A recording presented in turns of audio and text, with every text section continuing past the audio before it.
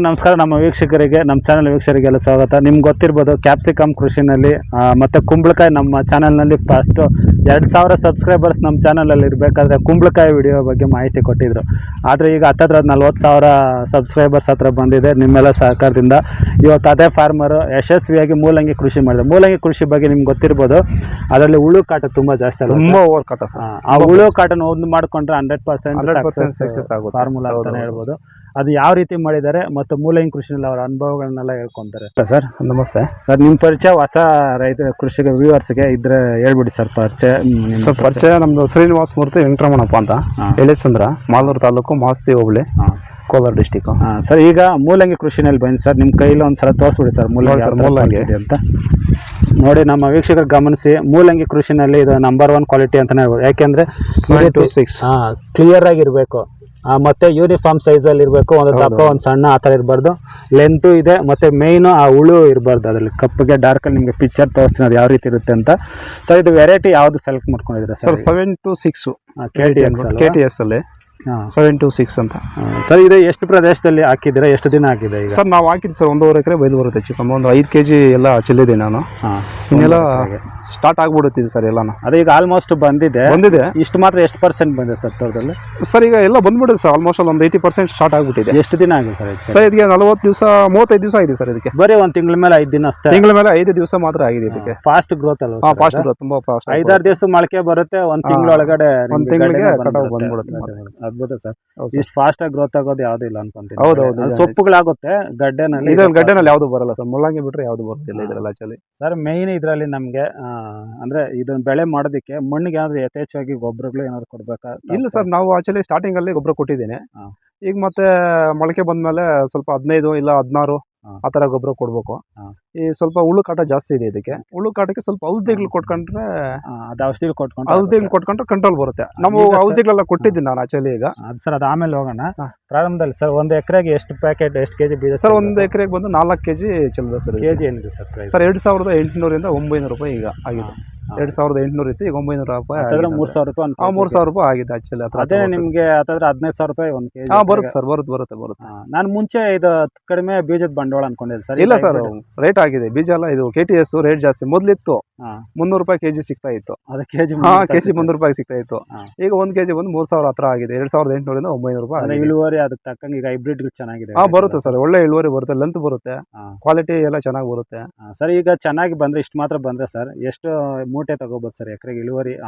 ಕಡಿಮೆನೇ ಹೇಳಿ, ಪರವಾಗಿಲ್ಲ, ಜಾಸ್ತಿ. ಒಂದು 150 ಮೂಟೆ ಇಳುವರಿ ತಗೊಬಹುದು. 1 ಎಕರೆಗೆ 150 ಮೂಟೆ ಇಳುವರಿ ತಗೊಬಹುದು. ಕಡಿಮೆ ತಗೋಬಹುದು. ಕಡಿಮೆ ಅಂದ್ರೆ 250 ಮೂಟೆ ಬರುತ್ತೆ. ಸರ್, ಇದಕ್ಕೆ ಆಯ್ತು ಸರ್. ನೆಲಕ್ಕೆ ಏನಾದ್ರು ಲೈಟಾಗಿ ಗೊಬ್ಬರ ಕೊಟ್ಟಿದ್ರ? ಕೊಟ್ಟಿದ್ದೀವಿ ಸರ್ ಗೊಬ್ಬರ. ಸರ್, ನಾವೀಗ ಇದು ಹುಳು ಕಾಟಕ್ಕೆ ಎಷ್ಟು ದಿನಕ್ಕೆ ಔಷಧಿಗಳು ಅನ್ನೋದು ನೀರಲ್ಲಿ ಬಿಡಿ ಸರ್? 8 ರಿಂದ 10 ದಿವಸಕ್ಕೆ ಔಷಧಿ ಕೊಡಬೇಕು. ಫಸ್ಟ್ ನೀರಲ್ಲಿ ಕೊಡಲೇಬೇಕು ಕಂಪಲ್ಸರಿ.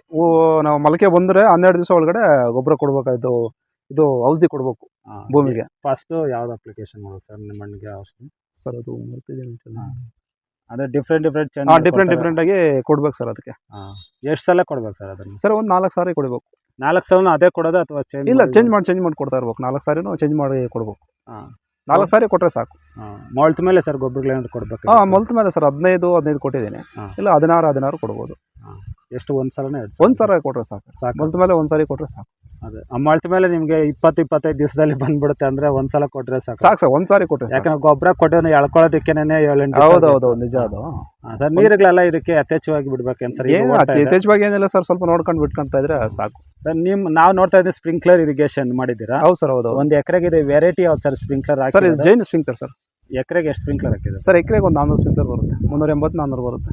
ಈಗ ಈ ಸ್ಪ್ರಿಂಕ್ಲರ್ ಮಾಡಿದ್ರೆ ನಿಮಗೆ ನೀರು ಹರಿಸೋದು ತುಂಬಾ ಈಸಿನೇ? ಹೌದು ಸರ್, ಈಜಿನೇ. ಸ್ವಲ್ಪ ನೈಟ್ ಕರೆಂಟ್ ಕೊಟ್ಬಿಡ್ತಾರೆ, ಸ್ವಲ್ಪ ಕಷ್ಟ. ಅದು ಡೇಲ್ ಕರೆಂಟ್ ಬಂದ್ರೆ ಬಹಳ ಚೆನ್ನಾಗಿರ್ತೈತೆ. ವಾಲ್ಗಳು ಚೇಂಜ್ ಮಾಡೋದು? ಹೌದು ಸರ್. ಅದು ಸ್ಪ್ರಿಂಕ್ಲರ್ ಅಲ್ಲಿ ಒಂದೊಂದು ಜಾಮ್ ಆಗುತ್ತೆ, ಕಲ್ಲು ಅದು ಇದು ಬಂದು ಆಗ ಆ ಜಾಗದಲ್ಲಿ ಓಡಿರಲ್ಲ, ಅದು ಸ್ವಲ್ಪ ಸಮಸ್ಯೆ ಆಗುತ್ತೆ. ಇದು ಸರ್ ಸ್ಪ್ರಿಂಕ್ಲರ್ ಮಾಡ್ಕೊಳ್ಳೋದಕ್ಕೆ ಎಷ್ಟು ಖರ್ಚಾಗಿದೆ ಸರ್? ಸರ್, ಸ್ಪ್ರಿಂಕ್ಲರ್ 1 ಎಕರೆಗೆ ಒಂದು 40,000 ಖರ್ಚಾಗಿರುತ್ತೆ. ಅಂದ್ರೆ ಪರ್ಮನೆಂಟ್ ಆಗಿರುತ್ತೆ? ಪರ್ಮನೆಂಟ್ ಆಗಿರುತ್ತೆ. ನಾನು ತಗೊಂಡು ಸುಮಾರು ಒಂದು 10 ವರ್ಷ ಬಂದ್ಬಿಟ್ಟು ಸರ್, 8 ವರ್ಷ ಆಯ್ತು ಸರ್ ತಗೊಂಡು.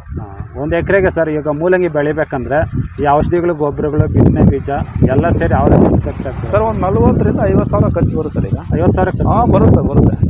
ಔಷಧಿಗಳು ಜಾಸ್ತಿ ಬಿಡಬೇಕಲ್ಲ ಸರ್. ಈಗ 4 ಸಾರಿ ಔಷಧಿ, ಗೊಬ್ಬರ, ಬೀಜ, ಒಂದು 40,000 ರಿಂದ 50,000 ಸರ್ 45,000 ಖರ್ಚು ಬರುತ್ತೆ ಅಂತ ಹೇಳಿದ್ರಿ. ಹೌದು ಸರ್. ಮಿನಿಮಮ್ ನಮಗೆ ಎಷ್ಟು ರೇಟ್ ಮಾಡಿದ್ರೆ ಇಷ್ಟು ಲಾಭ? ಸರ್ ಒಂದು 1,000 ರೂಪಾಯಿ ರೇಟ್ ಮಾಡ್ಬೋದು. 1,000 ರೂಪಾಯಿ ರೇಟ್ ಮಾಡಿದ್ರೆ ಪರವಾಗಿಲ್ಲ.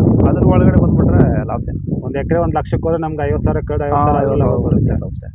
ಸರ್ ನಾನು ಹೆಚ್ಚು ಕಡಿಮೆ ನೋಡಿದಾಗ ಸುಮಾರು ಜನ 100ರಲ್ಲಿ 70-80% ಜನ ಇದ್ರಲ್ಲಿ ಲಾಸ್ ಆಗಿರೋದು ಹೆಚ್ಚು ಮೂಲಂಗಿ. ಹೌದು ಸರ್, ನಿಜಾನೇ. ಕಾರಣ ಏನಾಗ್ಬೋದು ಸರ್? ಕಾರಣ ಏನಿಲ್ಲ, ಪ್ರೊಡಕ್ಷನ್ ಜಾಸ್ತಿ ಆಗ್ಬಿಡ್ತಾರೆ. ಬೇಜ್ ಜನ ಎಲ್ಲ ನೋಡಿದ್ರೆ ಮುಳ್ಳಂಗಿ ಚೆಲ್ಬಿಡ್ತಾರೆ, ರೇಟ್ ಬರುತ್ತೆ ಅಂದ್ಬಿಟ್ಟು. ಆಗ ರೇಟ್ ಬರಲ್ಲ, ಓವರ್ ಆಗಿದಾಗ ರೇಟ್ ಬರಲ್ಲ, ಅವಾಗ ಲಾಸ್ ಆಗ್ತಾರೆ ತುಂಬಾ ಜನ. ಹೌದು ಸರ್, ನಿಜಾನೇ. ಫಾಸ್ಟಾಗಿ ಬರುತ್ತೆ ಅಂದ್ಬಿಟ್ಟು ಹಾಕ್ಬಿಡ್ತಾರೆ. ಕಡಿಮೆ ಬಜೆಟ್ ಬೇಗ ಬರುತ್ತೆ ಅಂತ ಹಾಕ್ತಾರೆ, ರೇಟ್ ಬರುತ್ತೆ ಅಂತ ಹಾಕ್ತಾರೆ. ಬಟ್ ರೇಟ್ ಬರಲ್ಲ, ಲಾಸ್ ಆಗ್ಬಿಡ್ತಾರೆ. ಸರ್ ಆಮೇಲೆ ಇನ್ನೊಂದು ನನ್ನ ಪ್ರಕಾರ ಈ ಬಿತ್ತನೆಗೆ ಗೊಬ್ಬರಕ್ಕೆ ಜಾಸ್ತಿ ಕೆಮಿಕಲ್ ಮದ್ದು ಬಿಡೋದಕ್ಕೆ ಖರ್ಚು ಜಾಸ್ತಿ. ಹೌದು ಸರ್, ಕೆಮಿಕಲೇ ಜಾಸ್ತಿ. ಒಂದ್ಸರಿ 1 ಎಕರೆಗೆ ಬಿಡ್ಬೇಕಾದ್ರೆ 4,000. ಒಂದ್ಸರಿ 4,000 ಬರೀ ಹೋಗುತ್ತೆ. 3 ಸಲ ಬಿಡ್ಬೇಕಂದ್ರೆ ಹೆಚ್ಚು ಕಡಿಮೆ 15,000. ಇಲ್ಲ ಸರ್, 4 ಸಾರಿ ಕಂಪಲ್ಸರಿ ಕೊಡಲೇಬೇಕು. 4 ಸಲ ಬಿಡಲೇಬೇಕು. 4 ಸಾರಿ ಬಿಡಲೇಬೇಕು. ಒಂದ್ಸರಿ ಗೊಬ್ಬರ ಕೊಡಬೇಕು, ಬೀಜ ರೇಟ್ ಬರುತ್ತೆ, ಮತ್ತೆ ಸ್ಟಾರ್ಟಿಂಗಲ್ಲಿ ಗೊಬ್ಬರ ಕೊಡಬೇಕು. 15,000 ರೂಪಾಯಿ ಅದಕ್ಕೆ ಬರುತ್ತೆ ಸರ್, ಬರುತ್ತೆ. ಸರ್ ಮೂಲಂಗಿ ನಿಮ್ಮ ಪ್ರಕಾರ ಸರ್ ಯಾವ ಸೀಸನಲ್ಲಿ ಬೆಳ್ಕೊಂಡ್ರೆ ಪರವಾಗಿಲ್ಲ ಅನ್ಸುತ್ತೆ ರೇಟ್? ಸರ್ ನಮ್ಮ ಪ್ರಕಾರ ಈಗ ಏಪ್ರಿಲ್ ಮೇ ಇದರಲ್ಲೇ ಬರಬೇಕು. ಮಾರ್ಚ್ ಏಪ್ರಿಲ್ ಮೇ ಜೂನು ಇದರಲ್ಲಿ ಬಂದರೆ ರೇಟ್ ಬರುತ್ತೆ ಅಂತ ಮಾಡ್ತೀರಿ. ಯಥೇಚ್ಛವಾಗಿ ಈ ಟೈಮಲ್ಲೇ ರೇಟ್ ಜಾಸ್ತಿ ಬರೋದು. ಬಟ್ ಅನ್ ಸೀಸನಲ್ಲಿ ಒಂದು ಟೈಮ್ ಹೊಡೆದ್ಬಿಡುತ್ತೆ. ಮಳೆಗಳೇನಾದ್ರು ಜಾಸ್ತಿ ಆದಾಗ ಅವಾಗೂ ಬರುತ್ತೆ ರೇಟು. ಈಗ ಸರ್ ನಿಮಗೆ ಸದ್ಯದ ಮಟ್ಟಿಗೆ ಸರ್ ಬೆಳೆನೂ ಚೆನ್ನಾಗಿದೆ, ಬೆಲೆಗಳು ಏನಾದರೂ ಗೊತ್ತಾ ಸರ್ ಮಾರ್ಕೆಟ್? ಸರ್ ಬೆಲೆ ನನಗೆ ಗೊತ್ತಿಲ್ಲ, ಇವತ್ತು ವಿಚಾರದಲ್ಲಿ ನನಗೆ ಬೆಲೆ ಗೊತ್ತಿಲ್ಲ. ಆದರೂ ಏನಾಗ್ತೈತೆ ನೋಡ್ಬೇಕು. ಹೆಚ್ಚು ಕಡಿಮೆ ನಿಮಗೆ ಬರುತ್ತೆ ಅಂತ ಒಂದು ಓಪಲ್ ಇದೆ. ನಾನು ಬರೇ ಬರುತ್ತೆ, ರೇಟ್ ಬರುತ್ತೆ, ಆಗುತ್ತೆ ಅಂತ ಹೆಚ್ಚಿನ. ಯಾಕಂದ್ರೆ ಕೃಷಿ ಅಂದ್ರೆ ನಿರೀಕ್ಷೆ. ಹೌದು ಸರ್, ನಿಜಾನೇ. ನಿರೀಕ್ಷೆ ಮಾಡ್ಕೊಂಡು ಹಾಕ್ತಿವಿ. ಹೌದು ಸರ್. ಇನ್ನೊಂದು ಸರ್ ಮೂಲಂಗಿ ಸರ್, ಒಂದು ನಿಮಿಷ ಸರ್. ಈಗ ಒಂದು ಬೆಳೆಗೆ ನಾನು ನೋಡೋ ಪ್ರಕಾರ ಮೂಲಂಗಿಗೆ ಬೆಡ್ ಸಿಸ್ಟಮ್ ಎಲ್ಲ ಮಾಡ್ತಾರೆ, ಮತ್ತೆ ಇನ್ನೂ ಏನೋ ವಿಚಿತ್ರವಾಗಿ ಮಾಡ್ತಾರೆ, ಅದೆಲ್ಲ ಖರ್ಚು ಜಾಸ್ತಿ. ಹೌದು ಸರ್, ನಿಜ. ಈಗ 3 ಅಡಿಗೆ 4 ಅಡಿಗೆ ಒಂದು ಬೆಡ್ ಮಾಡ್ತಾರೆ, ಆಮೇಲೆ ಅದ್ರಲ್ಲಿ ಬೀಜ ನಾಟಿ ಮಾಡ್ಬೇಕು. ಬೀಜ ನಾಟಿ ಮಾಡ್ಬೇಕು, ಅದಕ್ಕೇನೆ ಇನ್ನೊಂದು 20,000 ಖರ್ಚು. ಹೌದು ಸರ್, ಇನ್ನೂ ಬರುತ್ತೆ, ಅದ್ರಲ್ಲಿ ಖರ್ಚು ಬರುತ್ತೆ. ಇದು ನಿಮ್ಮ ಕೈಯಲ್ಲಿ ನೋಡಿದ್ರೆ ಇದೇ ಇಳುವರಿನೇ ಅದರಲ್ಲೂ ಬರುತ್ತೆ. ಹೌದು ನಿಜ. ರೇಟ್ ಇಲ್ಲ ಅಂದ್ರೆ ಅದು ಇನ್ನೂ ತಲೆ ಮೇಲೆ ಇನ್ನೊಂದು 20,000 ಸ್ವಲ್ಪ ಜಾಸ್ತಿ ಆಗ್ಬಿಡುತ್ತೆ. ನೀವು ಚೆಲ್ಲೋದಕ್ಕೆ ಯಾವ ವಿಧಾನ ಸರ್? ನಾವು 5ನೇಗ್ಲು ಒಂದು 2 ಸಾರಿ ಹೊಡ್ತೀವಿ.